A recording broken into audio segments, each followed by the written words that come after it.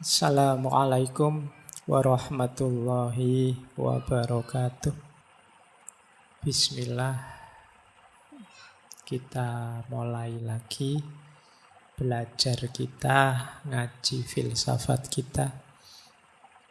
Malam hari ini sebenarnya tema yang beberapa minta saya membahas ini tentang kesendirian. Bismillah ya, kita mulai. Saya awali dari makna-makna.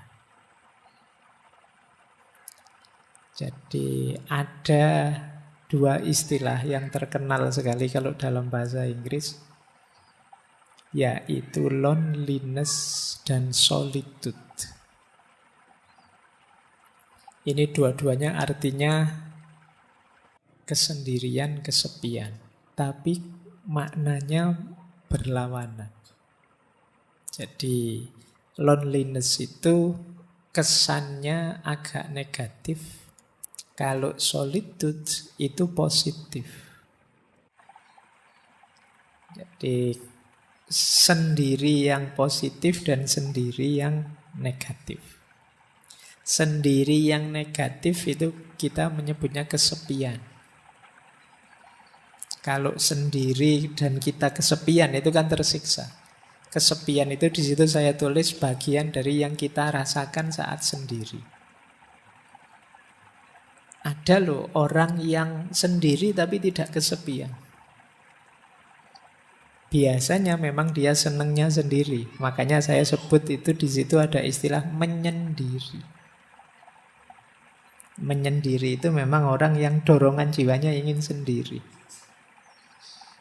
Jadi ada loneliness, ada solitude. Itu saya ambil dari Paul Tillich, teolog filosof. Dalam bukunya The Eternal Now. Jadi apakah kesendirian itu menyakitkan, Pak? Kalau loneliness iya, tapi kalau solitude tidak. Nanti kita akan paham bedanya apa. Jadi kalau pakai istilah bahasa Inggris ya, ada alone, ada lonely, ada solitude. Alone itu sendiri. Sendiri itu fakta. Banyak orang yang tidak mau aku sendirian, tapi faktanya sendiri. Kenyataan hidup itu alone. Pak, saya datang ngaji sendirian. Nah, itu alone.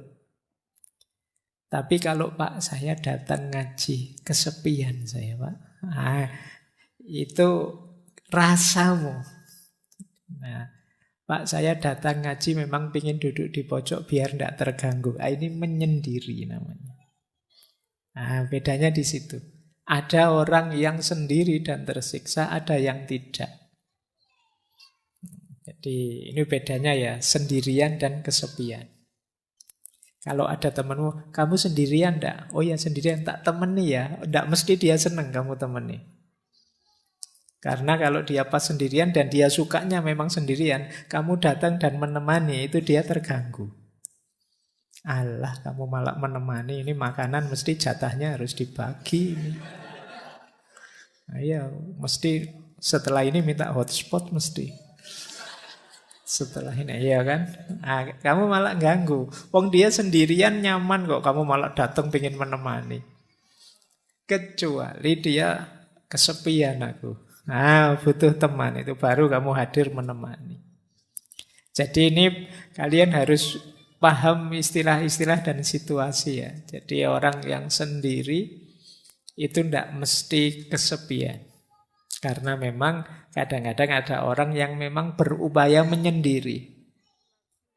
Jadi mungkin ngaji misalnya pengennya di pojok-pojok di luar-luar sana. Ngapain kok pengen menyendiri? Rokok saya tinggal separuh Pak. Kalau gak mojok nanti duduk banyak teman habis. Nah, jadi tidak selalu orang itu tidak suka dengan kesendirian. Ada juga yang memang mencari kesendirian. Ya dalam situasi tertentu nanti ada banyak sekali situasi-situasi yang perlu kita dalami. Baik, jadi ini dasarnya ini ya, nanti kita membahas ini. Antara yang positif dan yang negatif. Antara sekedar sendirian dan yang tersiksa oleh kesendirian namanya kesepian. Atau orang yang memang sengaja ingin sendiri.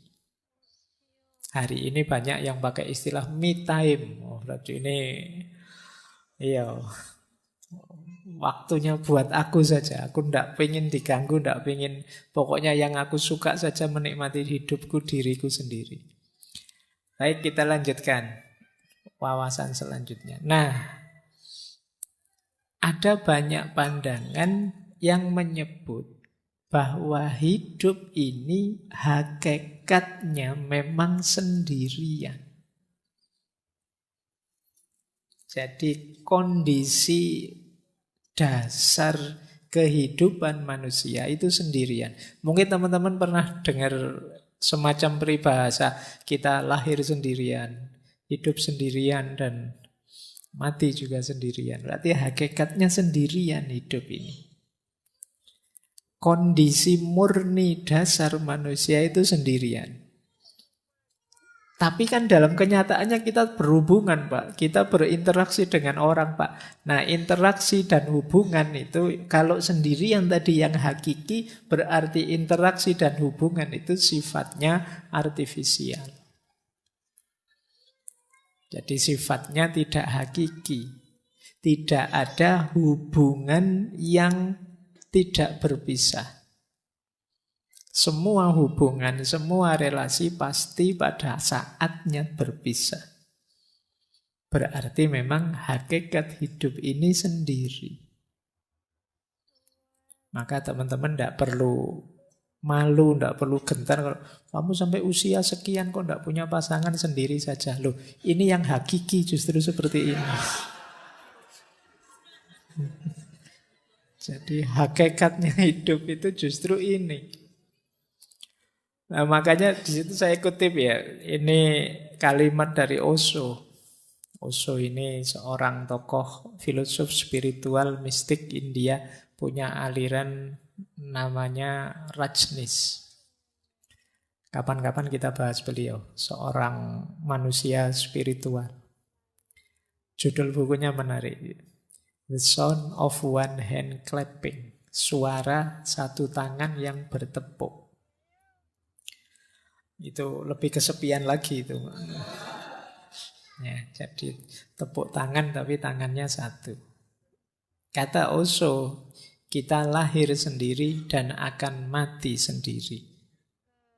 Di antara dua kenyataan tersebut, kita menciptakan 1001 ilusi tentang kebersamaan. Yakni semua jenis hubungan, pertemanan, permusuhan, cinta, kebencian, dan seterusnya. Kita menciptakan aneka halusinasi hanya untuk menghindari fakta bahwa kita adalah sendirian. Namun apapun yang kita lakukan, kebenaran tidak dapat berubah. Bahwa memang hakikatnya kita sendiri. Seperti itulah adanya. Daripada berusaha melarikan diri darinya, jalan terbaik adalah bergembira di dalamnya. Jadi, jangan sedih, jangan galau, jangan malu, jangan gentar. Kalau kita sendirian, karena memang kita lahir dulu sendirian, nanti mati juga sendirian. Makanya tadi saya bilang ini lebih hakiki. Jadi kalau ada pertanyaan mana lebih hakiki, sendirian atau kebersamaan, lebih hakiki sendirian. Ini jawaban malam hari ini ya, karena minggu depan teorinya beda. Jadi makanya tadi saya bilang, yo kamu nikmati teori demi teori, nanti cari yang paling cocok untuk hidupmu.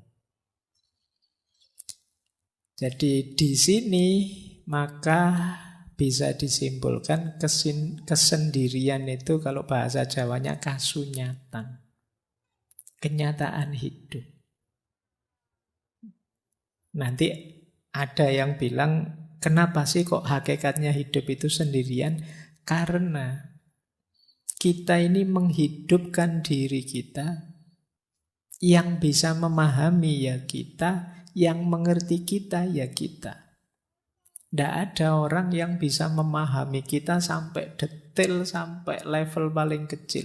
Yang sahabat paling dekat pun paling ngerti gambaran umum saja kita. Tidak ada orang yang begitu pahamnya tentang kita selain diri kita sendiri. Kadang-kadang kita capek-capek menjelaskan, temenmu cengenges-cengenges. Aduh, dicueki aku misalnya. Dengan rasanya kayak tidak dipedulikan.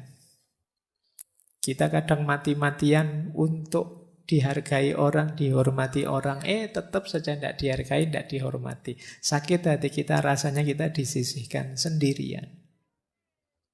Jadi kita hidup sendirian, kita lahir sendirian, dan nanti mati juga sendirian.